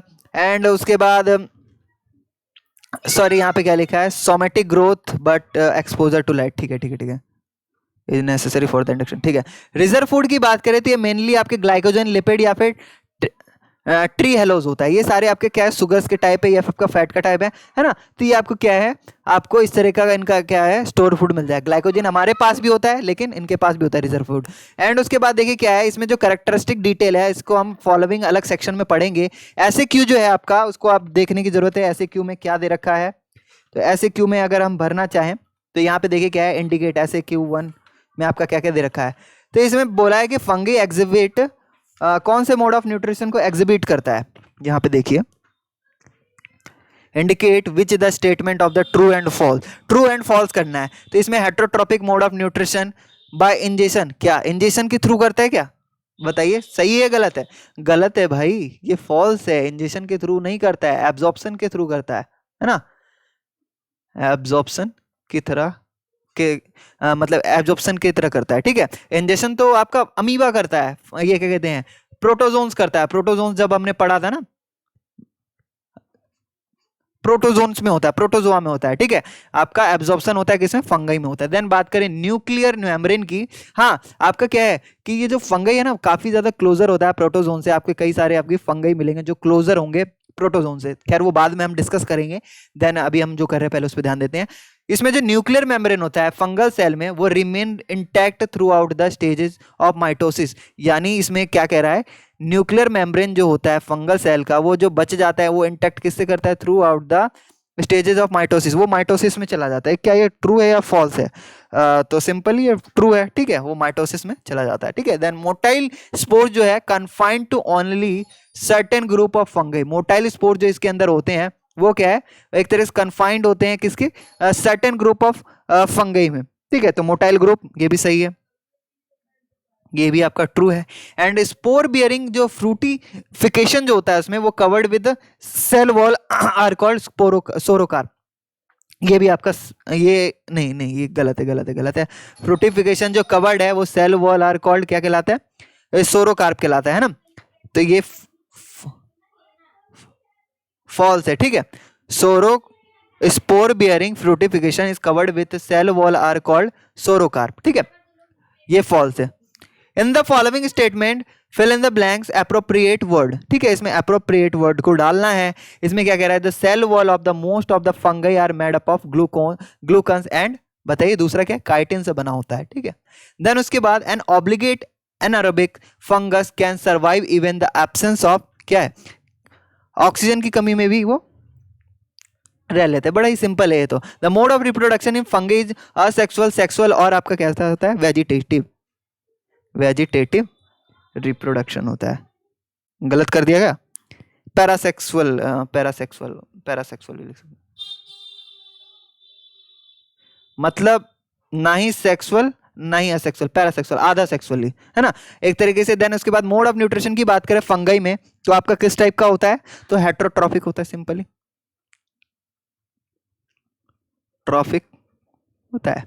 सेप्रोफाइटिक भी लिख सकते हैं आप, लेकिन सेप्रोफाइटिक तो एक टाइप हो गया ना, सेप्रोफाइटिक तो एक टाइप हो गया ना, इसमें क्या है पैरासाइटिक भी हो जाता है आपका, एंड क्या कहते हैं सिम्बायोटिक भी हो जाता है। तो आप क्या लिखेंगे, हेट्रोट्रॉफिक ही लिखेंगे, ठीक है, सेप्रोट्रॉफिक नहीं लिखेंगे, ठीक है। तो ये कुछ इस तरीके से आपको ऐसे Q1 जो करना था आपने कर लिया। देन उसके बाद हम इकोलॉजी एंड उसके सिग्निफिकेंस के बारे में बात करते हैं। तो देखिए क्या है गाइस, इकोलॉजी एंड उसके सिग्निफिकेंस की बात करें तो देखिए क्या है, जो ट्रू फंगई होते हैं और फंगी लाइक ऑर्गेनिज्म होते हैं वो एबंडेंट और वाइड स्प्रेड मिल जाएंगे हमारे नेचर में, ठीक है। ये क्या है, ये हमारे अर्थ में किस तरीके से रहते हैं, ये हमारे हैबिटेट में किस तरीके से रहते हैं, तो ये अर्थ में मिल जाएंगे आपको as the positive the ability to utilise the substrate that traces the organic matter. और वो क्या करते हैं, सिंपली वो ऑर्गेनिक मैटर को ट्रेस करते हैं और उसी में वो जाके ग्रो कर जाते हैं। यानी ये क्या कहलाएं, ये सेप्रोफाइट्स की तरह अकोर होती है, पैरासाइट्स की तरह अकोर होती है, फिर dead remain of the organism include other fungi, ठीक है। या फिर क्या होते हैं, वो जो डेड रिमेन जो बचा कुचा होता है ना उनका ऑर्गेनिज्म, वहां पे बाकी जो फंगी है वो उन पे ही सर्वाइव करते हैं, ठीक है, अकोर होते हैं या फिर उत्पन्न होते हैं, एक तरीके से समझिए। तो सेप्रोफाइटिक होते हैं, पैरासाइटिक होते हैं। देन इसके बाद बात करें इनमें जो प्रोसेस होता है जिसमें वो रिलीज करते हैं किसको, रिसाइकल न्यूट्रिएंट्स को, स्पेशली कार्बन हो गया, नाइट्रोजन हो गया, फास्फोरस हो गया, है ना। क्या करते हैं जब वो डिकम्पोज करते हैं तो ये सारे जो क्या है, कार्बन हो गया, नाइट्रोजन हो गया, फास्फोरस हो गया, इन सबको क्या करते हैं, रिलीज करते हैं, या मैं बोलूँ रिसाइकिल करते हैं, ठीक है। दे एंटिक्विटी एंड लॉन्गिविटी एंड क्या है ये, ubiquitous distribution in the biosphere, ये आपको क्या है, आपको हर जगह हर कोने में, मतलब आपको क्या है, ये चीज आपको मिल जाएगा, ठीक है। तो देन उसके बाद हम बात करते हैं यहाँ पे और क्या लिखा है, बायोस्फीयर में मिल जाएगा। ठीक है, बायोस्फीयर मैंने बता रखा है आपको, जब मैंने एनवायरनमेंट पढ़ाया था, एनवायरमेंटल स्टडीज, तो आपको पता है लिथोस्फीयर और हाइड्रोस्फीयर और आपका क्या कहते हैं एटमॉस्फेयर जब एक जगह मिलते हैं और वहाँ पे जो बायोस्फीयर का निर्माण होता है, वहाँ पे आपको ये क्या है, हर जगह आपको मिल जाएंगे। एंड देन इसकी बात करें, ability to adjust the wide range of environmental condition, ये क्या है, किसी भी एनवायरमेंटल कंडीशन में खुद को एडजस्ट कर सकते हैं, है ना, तो काफ़ी ये सर्वाइवल होते हैं ये। एंड उसके बाद हम बात करें इसमें जो आपका मोस्ट सक्सेसफुल ग्रुप है इस ऑर्गेनिज्म का, मतलब जो सभी ऑर्गेनिज्म है जितने भी अभी तक हमने पढ़ लिए हैं, है ना, उसमें आपका सबसे सक्सेसफुल आपका ग्रुप है ये आपका कौन सा, फंगई। मान लीजिए कभी ऐसा समय आए कि सनराइज ना हो कभी भी, है ना, सनराइज ना हो या फिर सनलाइट ना आए, तो हम क्या है, मशरूम उगा के तो खा ही सकते हैं ना, मशरूम उगा के तो खा ही सकते हैं, उनको सन की जरूरत थोड़ी ना पड़ती है? तो एक तरीके से ये एक तरीके से इसलिए कहा गया है इसे most successful group of organism. क्यों? क्योंकि ये सैप्रोफाइटिक होते हैं, बस डेड डिकेइंग मैटर की जरूरत होती है और वो उसमें भी ग्रो कर सकते हैं। Fungi are represented by a large number of species, फंगई जो है वो रिप्रेजेंट होते हैं लार्ज नंबर ऑफ स्पीसीज, यानी इसमें बहुत सारी स्पीसीज आपको मिल जाएंगे। Estimated the next only to the क्या है क्या कहते हैं इंसेक्ट्स, यानी जब हमने ऑर्थ्रोपोडा में जब हम के बारे में पढ़ रहे थे ना, या मैं पढ़ेंगे, तो उसके बाद जो आपका जो सबसे लार्जर ग्रुप आता है स्पीसीज का, वो आपका आता है फंगई का ही आता है। ठीक है, बात करें हम नॉर्मली अगर हमें फंगई को ग्रो करना है तो हम 0 से लेके 30 डिग्री सेल्सियस में आसानी से हम ग्रो कर सकते हैं। अगर हम उसे ऑप्टिमम टेम्परेचर प्रोवाइड करते हैं यानी 20 to 30 डिग्री सेल्सियस, तो भी वहां पे वो क्या है, ग्रो कर जाता है। ठीक है, और वो टॉलरेंट कितना कर देता है, मतलब टॉलरेट कितना कर लेता है वो टेम्परेचर, तो वो 5 से लेके 6 डिग्री सेल्सियस को वो टॉलरेट कर सकता है, यानी वो सर्वाइव कर सकता है इतने डिग्री सेल्सियस पे भी, और इवन फ्रीजिंग लिमिट्स तक भी वो क्या है, सर्वाइव कर जाता है। ठीक है, यू में नोटिस डेट ऑरेंजेस रोटिंग, ऑरेंजेस क्या हो जाते हैं, रोट हो जाते हैं, सड़ जाते हैं। किस तरीके से सड़ जाते हैं, फ्रिज में क्यों सड़ जाते हैं, क्योंकि वो क्या है, फ्रीजिंग कंडीशन में भी वो क्या कर जाता है, सर्वाइव कर जाता है, और वो ऑर्गेनिज्म को, या ऑर्गेनिज्म कह रहा हूँ, फ्रूट हो गया या फिर वेजिटेबल हो गया, उसको क्या कर देता है, सड़ा देता है। ठीक है, कुछ फंगई होते हैं वो सरवाइव कर लेते हैं आपके 50 डिग्री सेल्सियस से भी ज्यादा टेम्परेचर में सरवाइव कर लेते हैं। फंगई जो आपके हैं tolerate highly hypertonic medium, hypertonic medium कहने का मतलब है ज्यादा ही आपके क्या है, हाइपरटोनिक मीडियम में भी वो सरवाइव कर लेते हैं, जिसमें आपका कंसंट्रेशन किसी भी एलिमेंट का ज्यादा होता है ना, उसमें भी वो क्या कर लेते हैं, सरवाइव कर लेते हैं। एंड फॉर एग्जांपल बात करें जेली की, स्क्वैसेस की, पिकल्स की, ये वहां भी ग्रो हो जाते हैं, जेली स्क्वैसेस पिकल में भी ग्रो हो जाते हैं ना, अचार में भी आपने देखा होगा वाइट वाइट सा हो जाता है, स्क्वैसेस में भी हो जाते हैं आपके, है ना। तो in contrast to bacteria fungi prefer the acidic medium for growth. ठीक है, जैसे कि आपका जो आपका बैक्टीरिया था, फंगई भी आपका है क्या, उसको एसिडिक मीडियम चाहिए होता है ग्रो करने के लिए, यानी पीएच आपको अराउंड कितना मिलना चाहिए, 6 पीएच मिलना चाहिए। ठीक है, वो ऑप्टिमम होता है उसके लिए for the most of the fungi investigated. अभी तक जितने भी फंगई का हमने पता लगाया है उसमें आपका क्या है, 6 पीएच पे वो आसानी से ग्रो कर जाते हैं। एंड हम बात करें इसमें जो इसकी इकोलॉजी इसको जो प्रोवाइड की जाती है उसके सिग्निफिकेंस की बात करें, मेजर डिवीजन की बात करें, तो फंगई लाइक ऑर्गेनिज्म और फंगई में आपको क्या डिवीजन देखने को मिलेगा। ठीक है, फंगई लाइक ऑर्गेनिज्म यानी फंगी की तरह जो ऑर्गेनिज्म दिखते हैं वो हो गए, और फंगी ट्रू फंगी आपके क्या कहलाएंगे, these are other than belonging to true fungi. ठीक है, एक ट्रू फंगी होगा, तो ये जो फंगी लाइक ऑर्गेनिज्म होता है ना, वो जस्ट बिलोंग करते हैं ट्रू फंगी से। ठीक है, वो चीज भी हम देखेंगे। सम मेजर डिजीज जो है क्रॉप प्लांट्स में होने वाले, जैसे कि मैंने बताया ना पिक्विना, है ना, तो जस्ट वो पैथोजन की तरह वर्क करता है ये। तो and the other pathogens belonging to fungi like organism के कारण ही क्रॉप डिजीज ये हो पाते प्लांट पे। हम क्या है, अभी हम यूनिट 10 में हम क्या है इसके ट्रू फंगी के बारे में पढ़ेंगे। अभी हम फंगी लाइक ऑर्गेनिज्म के बारे में पढ़ रहे हैं, ट्रू फंगी के बारे में पढ़ेंगे अच्छे से। देन उसके बाद देखिए क्या इकोलॉजी एंड सिग्निफिकेंस की बात करें फंगी लाइक ऑर्गेनिज्म की, तो देखिए क्या है, स्लिम माउल्ट्स की बात करें, स्लिम माउल्ट्स आपके क्या होते हैं, प्रोटिस्टिस होते हैं, प्रोटोजोआ में पाए जाते हैं। जस्ट मतलब इसमें थोड़े बहुत कैरेक्टरिस्टिक आपको फंगई के दिखते हैं, बट इसको क्या कहते हैं, इसको हम किस में रखते हैं, फंगी लाइक ऑर्गेनिज्म में रखते हैं। तो देखिए क्या है, माइक आपने पढ़ा भी होगा ये चीज, ये जो है ना प्रोटोजोआ में स्लिम माउल्ट के बारे में पढ़ा भी होगा, जो शायद मैंने पढ़ाया था, शायद मेरे को भी याद नहीं है। देन देखिए क्या है, माइक्सो, ये क्या है, माइक्सोमाइकोटा माइक्सोमाइकोटा जो है, इसकी अगर हम इकोलॉजी एंड सिग्निफिकेंस की बात करें तो ये कॉस्मोपॉलिटन होता है, फाउंड इन लॉन्स, यानी जो आपके जो बाग बगीचे बाहर में होते हैं ना, उसमें लॉन्स में मिलेगा, फ्लावर बेड्स में मिलेगा, एंड वुड चिप्स में भी आपको मिल जाते हैं, बार्क में भी हो जाते हैं, उग जाते हैं, डिकेइंग लॉक्स में भी हो जाते हैं, डेड लीव्स जो होते हैं उसमें भी हो जाते हैं, ऑर्गेनिक मैटर में भी हो जाते हैं, rotting lumbar and many other sources, जहाँ पे मतलब चीज़ें क्या हो, सड़ रही हो, गल रही हो, है ना, फ्लावर बेड हो गया, इन सब जगहों पे आपको क्या है, ये चीज़ देखने को मिल जाएगा। एक और आपका स्लाइम माउल्ड है, ये है एक्रोसियो माइकोटा है, ये भी आपका क्या है, डेड प्लांट पे हो जाता है, रोटिंग मशरूम होते हैं ना उसके ऊपर हो जाता है, डंग के ऊपर, गोबर होते हैं ना उसके ऊपर हो जाएगा, मॉइस्ट सॉइल पे भी ये इजिली ग्रो कर जाता है, बारिश के समय में देखे होगे आपने, छत्ते से हो जाते हैं ना, वो हो गया आपका। एंड डाइक्टो डाइक्टोस्टेलियोमाइकोटा जो है आपका, ये भी आपका डंग और डिकेइंग मशरूम पे हो जाता है, प्लांट डेब्रिस, डेब्रिस क्या होता है, जस्ट टुकड़े होते हैं, प्लांट के टुकड़े होते हैं ना, उस पे भी हो जाता है। एंड उसके बाद प्लाज्मोडियोमॉर्फो क्या है, प्लाज्मोडियोफॉर्मोमाइकोटा जो है, फोरोमाइकोटा है, प्लाज्मोडियोफॉर्मोमाइकोटा जो है आपका, वो पैरासाइट होता है, किसमें, फ्रेश वाटर एल्गी का पैरासाइट होता है, वाटर माउल्ड भी कहते हैं इसको, ये एक्वेटिक प्लांट और क्या कहते हैं, लैंड प्लांट्स पे ग्रो कर जाता है ना।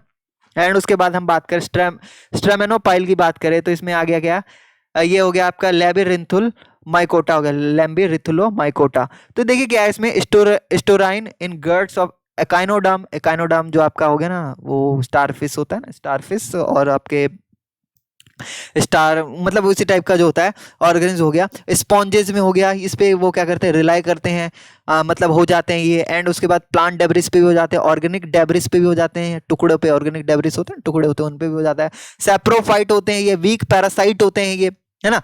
एंड एंडो क्या है, बायोटिक होते हैं, एंडोबायोटिक होते हैं ये, इन एल्गी, एल्गी के ऊपर क्या होते हैं, एंडोबायोटिक होते हैं। एंड नेक्ट्रोफाइलिक पैरासाइट होते हैं, और सेल लेस मोलस्कस के ऊपर भी ये हो जाते हैं, जिनके ऊपर सेल नहीं होते ना उसके ऊपर ये हो जाते हैं। एंड उसके बाद आता है आपका हाइफोकाइट्री, ये क्या है, हाइफोकाइट्रीडी काइट्रीडियो माइकोटा, ठीक है, हाइफोकाइट्रीडियो माइकोटा। तो ये आपका क्या होता है, पैरासाइटिक होता है मैनी एल्गी में, फंगई में, और सेप्रोफाइट होता है किस पे, प्लांट और इंसेक्ट के ऊपर, ठीक है। मान लो कि कोई प्लांट का टुकड़ा या इंसेक्ट का टुकड़ा मर गए हैं, वो उनके ऊपर आपको क्या है, ये रिलाई करता हुआ दिख जाएगा, उगता हुआ, ग्रो होता हुआ दिख जाएगा। एंड उसके बाद आपका नेक्स्ट आता है माइकोटा जो है आपका, ये कॉमन आपका किस में होता है, तो एरेटेड फ्रेश वाटर स्ट्रीम में हो जाएगा, रिवर में हो जाएगा, पॉन्ड्स में हो जाएगा, है ना, लेक, नियर सोर्स, नदी, ये समुद्र के किनारों में, bank of shallow water bodies हो गया, है ना, जो आपके नमकीन पानी के किनारे हो गए वहां पे हो जाएगा। एंड उसके बाद एरोब्स इन स्टैग्नेंट वाटर, क्या होता है वो, मतलब कहीं पे पानी जमा है, स्टैग्नेंट वाटर है, तो वहां पे आपको क्या है, एरोब्स की तरह रहेगा, saprobes on dead remain on of plant and animals recycle in aquatic ecosystem, ठीक है। कहीं पे ये आपको सेपेरोप्स में के फॉर्म में मिल जाएगा, ठीक है, यानी वो डेड और रिमेनिंग प्लांट हो गए, बचे कुचे हो गए, एनिमल हो गए, या फिर रिसाइकिल मिनरल हो गए, उसके ऊपर रिलाई करता है। देन उसके बाद पैरासाइट भी होते हैं कुछ एल्गी के ऊपर, रोटरी फॉर्स भी होते हैं, नेमाटोड्स भी होते हैं, नेमाटोड के ऊपर भी मिल जाएंगे, मॉस्किटो में लार्वा पे भी मिल जाएंगे, क्रेव फिश लार्वा पे भी मिल जाएंगे, pathogens of larva crop plant पे भी मिल जाएंगे। ये चीज़ अभी हम डिस्कस करेंगे। देखिए क्या है, कुछ प्लांट डिजीज हैं जो कि किसके द्वारा होते हैं, स्लाइम माउल्ड्स के कारण होते हैं, या फिर स्ट्रेमेनोपाइलोस फंगई के कारण होते हैं। तो देखिए क्या है, स्लाइम माउल्ड से होने वाले आपके क्या हो गए, क्या हो गया आपका, प्लाज्मोडियोमॉर्फा, क्या है ये, प्लाज्मोडियो फोरोमाइकोटा जो है, हाँ, प्लाज्मोडियो फोरोमाइकोटा जो है ये, ब्रेसिका जो ये क्लब रूट क्रस्टेफियर्स, यानी ये रूट पे हो जाते हैं, ये डिजीज जो है, ये वाला रह गया क्या, फाइसोरस माइक्सोमाइकोटा जो आपका रह गया, ये हो गया डिजीज ऑफ टर्फ ग्रासेस पे हो जाता है, वेजिटेबल या फिर ऑर्नामेंटल प्लांट होते हैं ना उस पे हो जाते हैं ये। एंड ये वाला कौन सा है, ये स्पॉन्जोपोरा है, सबटेरेनिया है, ये powdery scab on off potatoes, है ना, पोटैटोज के ऊपर हो जाता है। एंड ये क्या है, ये क्या है, पॉलीमाइक्सा है, ग्रामिनिस है, ये रूट डिजीज होता है, ये क्रेल्स पे, ये सीरियल्स पे हो जाते हैं, ये जो अनाज होते हैं ना हमारे उसके रूट पे हो जाते हैं। फिर उसके बाद आ जाता है स्ट्रेमेनोपाइल ऊमाइकोटा, यानी ये क्या होते हैं, फाइटोपिथोरा इनफेस्टेंस, यानी लेट ब्लाइट ऑफ पोटैटो जो होते हैं ना उसके ऊपर हो जाते हैं। फिर उसके बाद एल्बुगो कैनिडिया, है ना, कैंडिडा, ये आपका क्या हो गया, व्हाइट ब्रिसल ऑफ क्रस्टेफियस। ये मतलब ये डिफरेंट डिफरेंट टाइप ऑफ आपके क्या है, ये आपको डिजीज दे जाते हैं। ये प्लाज्मोमॉर्फा इस जो स्पीसीज है, ये जो है प्लाज्मोमॉर्फा मोपारा विरिटिकोला, ये आपका क्या है, डोनीमिडो ऑफ ग्रेप्स, ठीक है, ग्रेप्स के ऊपर हो जाते हैं। देन उसके बाद ये क्या है, ये आपका पैरानोस्पोरा पैरासिटिका, ये आपका किस में होता है, तो डोनीमिडो ऑफ क्रस्टेफियर एंड पिथियम क्या है ये, डेबेरियनम, ठीक है। Damping off disease of seedling, ठीक है, जैसे कि आपका सीड जो हो जाता है उस पर डैम्पिंग आ जाती है, यानी वाटर मॉइस्चर कलेक्ट हो जाता है, तो उसके ऊपर इस टाइप वाला जो ये क्या है, पाइथियम और डेबेरियनम आपका जो आपका क्या कहते हैं स्पीसीज होता है वो आपका हो जाता है। देन उसके बाद स्क्लेरोस्पोरा ग्रामिनोकोला जो है आपका, वो आपको मिलेट्स के ऊपर हो जाता है। मिलेट्स आपके वही ज्वार बाजरा रागी, है ना, तो इनके ऊपर हो जाता है। तो यहाँ पे SAQ2 को हम देखते हैं, SAQ2, तो ये SAQ2 में आपका क्या क्या है, तो देखिए क्या है, इसमें करेक्ट आंसर को चूज करना है। तो यहाँ पे आइडियल ऑप्टिमम पीएच के बारे में पूछ रहा है कि फंगल ग्रोथ के लिए कितना होना चाहिए। तो आपने 6 और 8 दोनों पीएच देखा था, तो 6 आपका जो होता है वो ऑप्टिमम क्या होता है, पीएच होता है जिसमें फंगल ग्रोथ कर पाता है। मोस्ट आपके जो स्लाइम माउल्ट्स होते हैं वो placed in the division of किस में रखे जाते हैं, ओमाइकोटा में या फिर माइक्सोमाइकोटा में, ये बताइए, ये थोड़ा सा टफ है। तो देखिए क्या है, ये जो मोस्ट ऑफ आपके जो स्लाइम माउल्ट्स के डिवीजन है उनको प्लेस किया जाता है क्या कहते हैं, माइक्सोमाइकोटा में रखा जाता है। तो यहाँ पे देख भी सकते हैं आप माइक्सोमाइकोटा यहाँ पे, है ना, तो ये हो गए आपके most of slime world placed in the division of myxomycota. And देखिए क्या है, फंगई जो है thrive the best at the temperature of, मतलब वो किस टेम्परेचर में, मतलब वो बहुत आसानी से और अच्छे से उग जाता है। बेस्ट टेम्परेचर उसके लिए क्या होता है, 5 to 6 डिग्री सेल्सियस या 20 to 30 डिग्री सेल्सियस, बताइए। हाँ, तो सिंपली भाई थोड़ा सा टेम्परेचर चाहिए होता है, इसमें थोड़ा सा उनको ग्रो करने में दिक्कत होती है, लेकिन 20 to 30 डिग्री सेल्सियस अगर उनको मिल जाए तो उनके लिए एक्चुअल टेम्परेचर उसमें इजीली, देखते हैं ना बारिश के समय में फंगस बहुत इजीली ग्रो करते हैं, तो बारिश में एक्चुअल टेम्परेचर जो हमारे एनवायरनमेंट का होता है वो 20 to 30 डिग्री सेल्सियस ही होता है। और क्या होता है, हमारे एनवायरनमेंट में काफ़ी ज़्यादा मॉइस्चर होता है, इसलिए वो आसानी से ग्रो भी कर पाते हैं। एंड उसके बाद हम पैरासाइटिक स्लाइम माउल्ट्स की बात करें तो वो बिलोंग करता है किस डिवीजन को, प्लाज्मोडियोफोरोमाइकोटा से बिलोंग करता है या फिर एक्रेसियोमाइकोटा से बिलोंग करता है, बताइए। पैरासाइटिक स्लाइम माउल्ट जो है वो बिलोंग करता है किस डिवीजन से, पैरासाइटिक। तो ऊपर आप देखिएगा आपको मिल जाएगा, मैं यहाँ पे लगा देता हूँ, ये वाला जो है आपका है प्लाज्मोडियोफोरोमाइकोटा जो है आपका, इसी से आपके ज़्यादातर पैरासाइटिक जो आपके होते हैं वो बिलोंग करते हैं, ठीक है। देन उसके बाद हम आ जाते हैं यहाँ पे मैच द फॉलोइंग करना है। यहाँ पे डिजीज दिए हुए हैं और कुछ काउज्ड बाय फंगई, तो कौन से डिजीज कौन से फंगई द्वारा काउज्ड होते हैं, तो ये आपका क्या है, लेट ब्लाइट ऑफ पोटैटो यहाँ पे अभी देखा था आपने, क्या कौन सा ये,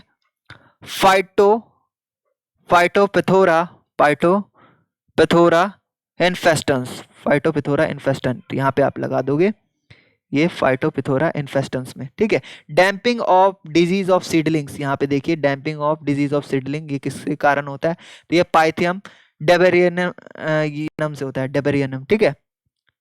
कहाँ पे, ये पाइथियम डेबेरियनम जो है आपका इसके कारण होता है। देन क्लब रूट ऑफ क्या है, क्रोसिफर जो है, क्लब रूट ऑफ क्रोसिफर आपका कहाँ है, हाँ ये रहा, ये आपका किससे होता है, तो प्लाज्मोडियोफोरा ब्रेसिका से होता है, प्लाज्मोडियोफोरा ब्रेसिका से होता है आपका, यानी ये आपका तीसरा वाला आप पहले से मिला दिए और चौथा वाला तो आप ऑटोमेटिकली मिला दिए। व्हाइट ब्लिसर्स ऑफ क्या है, क्रोसिफर जो है आपका वो किससे होता है, तो फाइटोपिथोरा इन्फेस्टेंस से नहीं सॉरी ये क्या मैं कह रहा हूँ, हाँ एल्ब्यूगो कैंडिडा से होता है, ठीक है। तो यहाँ पे हम दूसरा हम स्टार्ट कर दे, रेंज ऑफ फाइलम। तो यहीं तक हम वीडियो को क्या कर देते हैं, समाप्त कर देते हैं। छोटा सा वीडियो आपको क्या है, इंट्रोडक्शन समझने के लिए था।